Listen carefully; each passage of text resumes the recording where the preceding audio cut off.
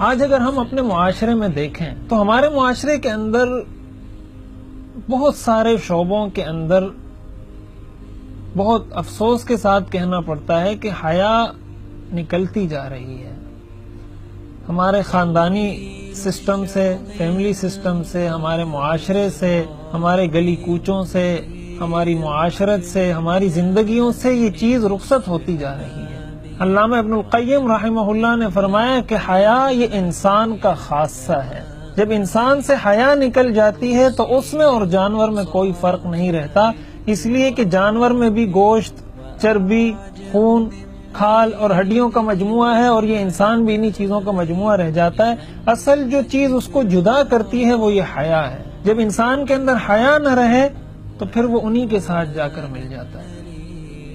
اور اس کی وجہ سے معاشرے میں جس انداز سے غیر محسوس طریقے سے برائیاں پھیلتی ہیں، الامان الحفیظ.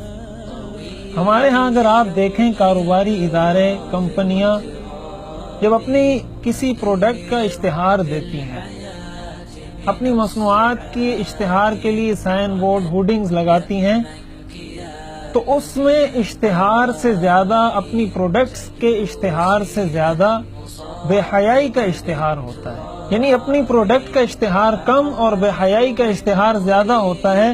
اس کو بچے بھی دیکھتے ہیں، بوڑھے بھی دیکھتے ہیں، خواتین بھی دیکھتی ہیں، معاشرے کا ہر فرد اس کو دیکھتا ہے. تو غیر محسوس طریقے سے ہماری زندگیوں میں یہ چیز آتی جاتی ہے، اور وہ حیا آہستہ آہستہ آہستہ آہستہ کر کے رخصت ہوتی چلی جاتی ہے. ہمیں بھی اس چیز کی پرواہ نہیں ہوتی.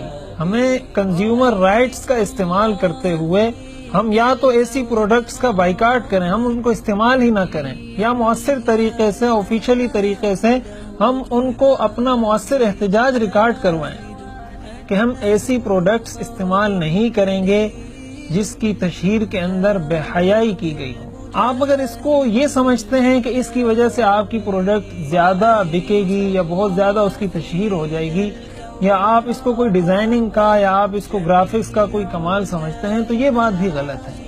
دنیا کے اندر ایسی سینکڑوں مثالیں موجود ہیں، ملٹی نیشنل کمپنیاں جو اپنا اشتہار بناتی ہیں اور اس میں کسی انسان کی تصویر تک نہیں ہوتی، اور وہ اس وقت ملٹی نیشنل کمپنیوں کی حیثیت سے کام کر رہی ہیں.